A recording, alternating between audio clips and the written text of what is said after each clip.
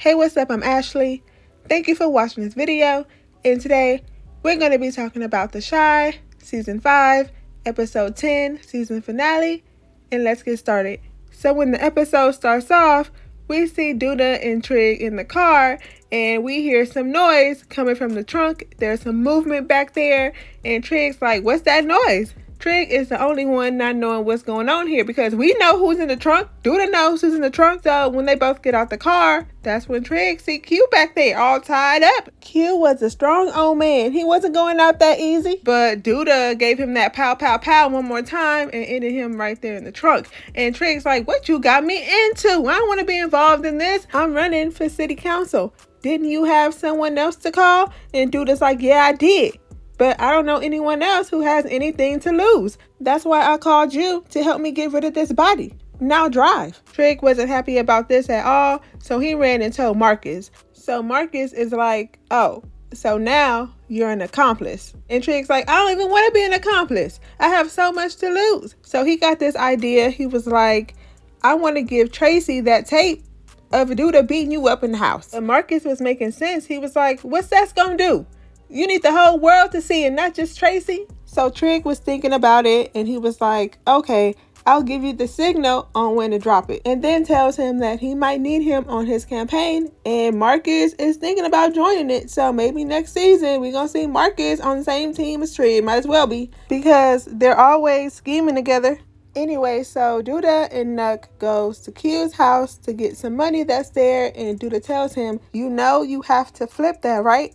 So while Nuck's packing the money up, Douda notices this picture of Rob and Q. Douda's like, who's this guy in this picture with Q? And Nuck's like, that's Q's nephew, tall boy Rob. Douda was asking if they were close, and Nuck's like, no, they wasn't close like that. It was just mainly business between them. So that looked like it got Douda happy and got him to thinking, and he was like, I want you to go tell Rob that his uncle is dead, but business is going to keep going as usual. Because Rob was like this connect with their weed business that they had going on. So Nuck goes over and tell Rob that his uncle is dead, and Rob seems a little surprised by this. He wants to know who killed his uncle, but of course, Nuck doesn't tell him. He was like, don't worry about this. Just know that business is going to keep on going.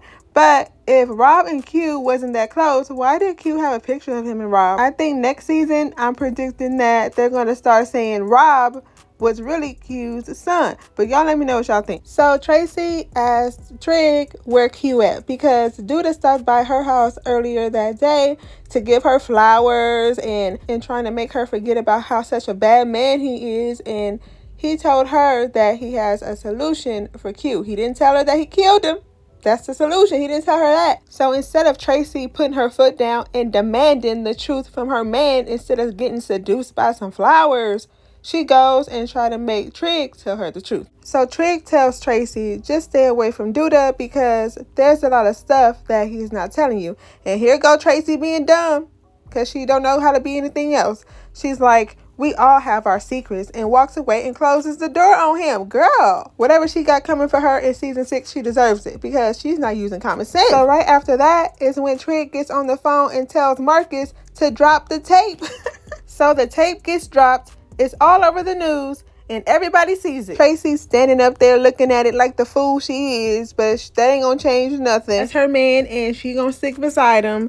And Douda over there on the couch having a tantrum, throwing a glass at the TV. So Douda goes back to Tracy's door after the tape got released, and he's like, I'm sorry, I love you.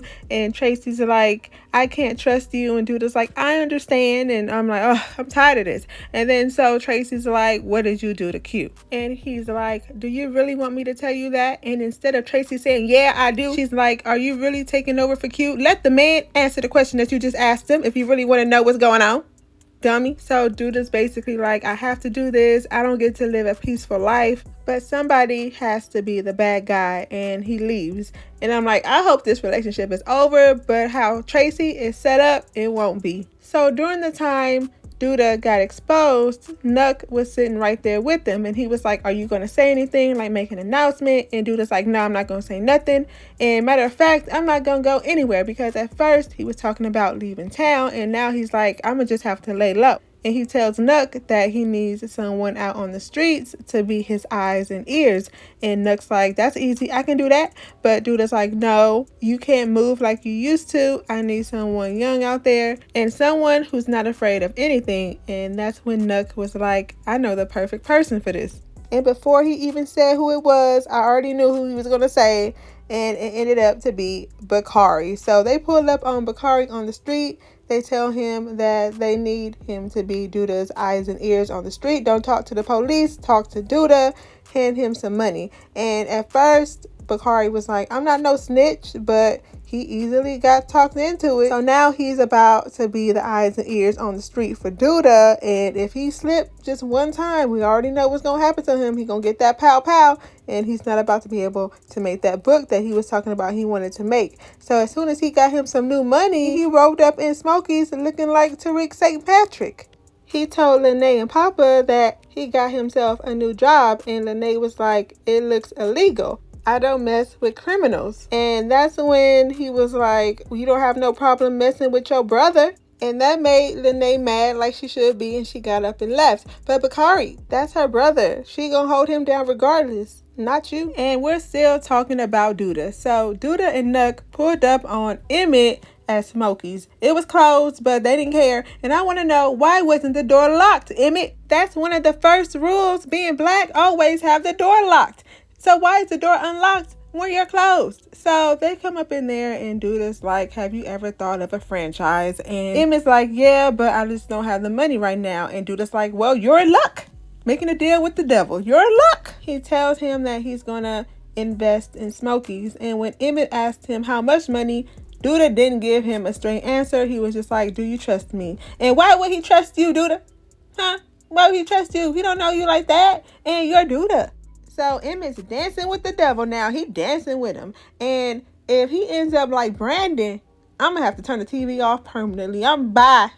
And that's how he was able to buy this painting that Keisha wanted when they went to this art gallery. She was like, how was you able to buy this? And he was like, I got an investor for Smokies. And she's like, who? And then that's when he said Douda. She was like, why would you do that for? You saw him on the news beating that man up. And that's why Brandon's mama shot him. And you gonna go into business with him? So he's trying to calm her down and having her believe that everything's going to work out. But I don't think it's going to work out. Let me know how you feel about Emmett going into business with Douda. So Tiff apologized to Emmett for trying to smash on Valentine's Day. He was like, it's all right. He let her know that he told Keisha about it. And Tiff was like, so you telling everybody my business? You know, trying to make a joke out of it. But yeah, girl, because you over here being crazy. And then she let him know that she told Rob too. And everything is working out. So they getting along so far. But something is still not making me trust Tiff fully. I think this is the Emmett that she always wanted. And she's seeing that Emmett is being honest. He's being a truthful man. And I think she still wants Emmett, even though she told Keisha that she doesn't. Keisha and Tiff made up. They're back friends now. They hugged when they went to this parent-teacher meeting for EJ. Everybody showed up. Keisha, Emmett, Rob, Tiff, and the teacher was even surprised. And also, while they were there, the teacher told Keisha that she should apply for this new teacher's aide because she seems like she's good for it, because she knew a lot of information when they were in that meeting on how to teach kids. But also, before they left, Rob and Emmett ended things cool too. Pretty much, it was just like, we good. And Rob was like, yeah, we good. And they did a handshake. So we gonna see. Because they're both in business with Douda now. And I wonder if they're going to end up bumping heads. If things are going to come full circle. I don't know. But I think something is definitely going to happen between them. Because they're both working with Douda. Let me know how y'all think that's going to play out. So Trig finally comes out and lets everybody know that he was in a fake relationship with Tiara for the campaign and that he's really in love with another woman. Finally, because this was taking way too long, they was dragging it out. It was dragging. He stood up there with his ninja Karate Kid suit on. I don't know why he got that vest on with that suit. Y'all let me know if y'all like it. And finally said that he's not trying to be someone that he's not in order to gain votes. And it seemed like everybody accepted it. After he finished his speech, best friend started off the clap. Rashad got everybody clapping like he should. Start the clap off for your friend because everybody else was standing there looking like, And then he walks over and gives Fatima a kiss in front of everybody. And I'm like, finally. Oh, finally. She told him that after his announcement that she was going to leave town because there's nothing for her here. So now I'm wondering if she's going to stay in town now since Trig let everybody know that he's in love with her. And she should, because if she leaves town after she's been pressuring this man to let everybody know, and then he does and she leaves, then girl, bye forever, because I don't want to see you no more. And I'm not talking about Trig, me. I don't want to see you no more. So Nuck is standing on the corner with the rest of his gangbanger friends, just standing out there on the corner, and they see Trig's car, and Nuck's like, hold up, I know that's not Trig. So when the car stops at the stop sign, Nuck goes over there, pulls his gun out, and it's not Trig, it's Jake. He rolls down the window, but I think Nuck still was going to have that same energy until Bakari pulls up with his gun pointed at Nuck and tells him to just stop, put your gun down. And that's what Nuck did. He put his gun down like a little punk because he's scared of Bakari, and he went back over there on the corner with his gangbanger friends. And it seems like at that moment, Bakari and Jake had a little moment too. You know, they just gave each other a little head nod, so maybe their beef is over now. And that's when Jake drives off. And then later on, he tells Jemma about this situation. And of course, Jemma is scared for him, but he's like, don't worry about me. I just can't be caught slipping again. And she's like, well, are you going to tell Trig this? And he's like, no. So why not? Why won't you tell your brother that Nuck is trying to blast on him? Like, tell your brother that Nuck thought you was him and he was about to shoot you until Bakari came and saved you. Like, what's the big secret? Talking about Trig doesn't need this on him right now. Yes, he do. He needs to be aware. He needs to be highly aware of his surroundings and know that somebody is trying to kill him. I don't know what that whole thing is or what it means, but it's stupid. Because I would run real quick and tell my brother somebody's trying to kill him. And he had the perfect chance to tell him when Trig was in the room hyping him up over the clothes that he was making so everybody could wear a shirt at his campaign. He had the perfect opportunity to tell him, but he's still keeping it in for some reason. So in order for Jemma to keep being Maisha's manager and keep getting her the hookup so she can keep doing this rap thing, she needs to get some money. So that means she needs to get a job. She went and got a job at Smokies, but she has to be the janitor for now because she's new. She's like, why can't I be up front on the register? And Papa's like, because you're new.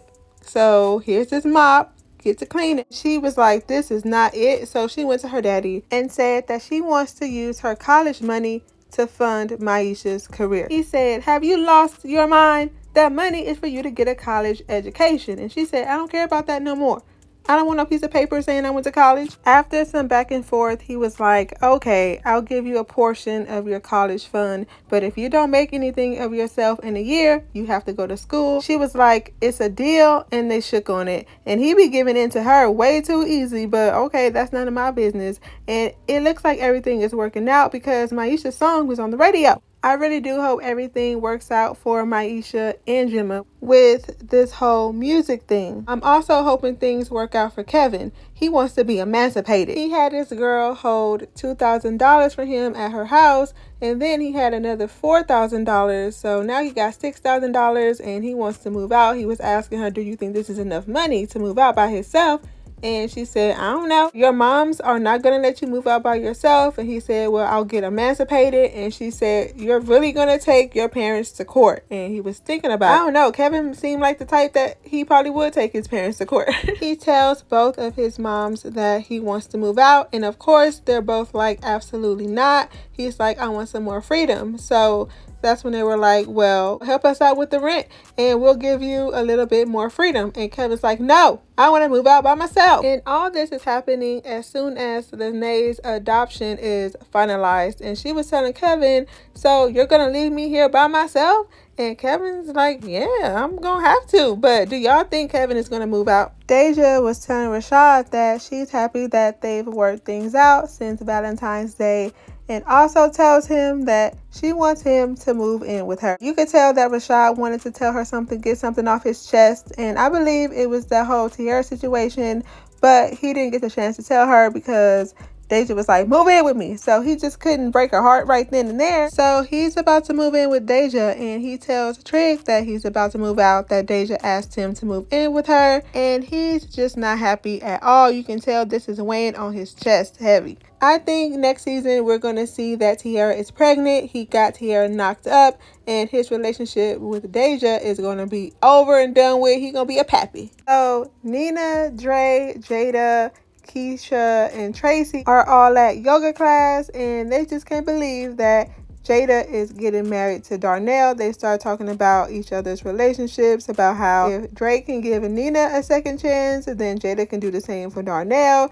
Tracy want to know how come she didn't get a +1 to the wedding. And unless you want that thing shot up, it was the right call not to give you a +1. But Darnell and Jada finally get married. They jump the broom. Everybody there having a good old time. She throws the bouquet backwards, whatever that's called, and Keisha catches it. So does that mean Keisha and Emmett about to get married in season 6 if he don't get killed by Douda? So after the wedding, Jada tells Darnell that that was the perfect backyard to get married in, and Darnell's like, well, that's perfect because that's your backyard and your house. He bought both of them a house, and Jada's like, hold up, how you gonna buy us a house without me seeing it first? But she was excited. She was like, she likes what she sees so far. So they're like, let's go in the house. Let's see the rest.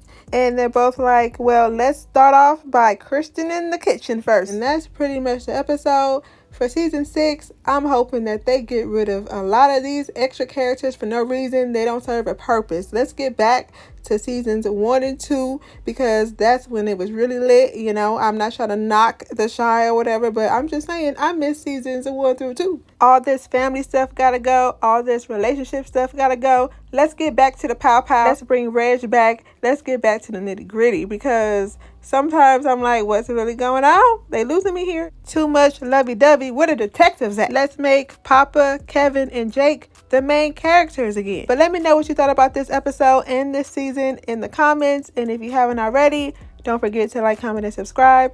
Thank you for watching this video, and I'll see you in my next one.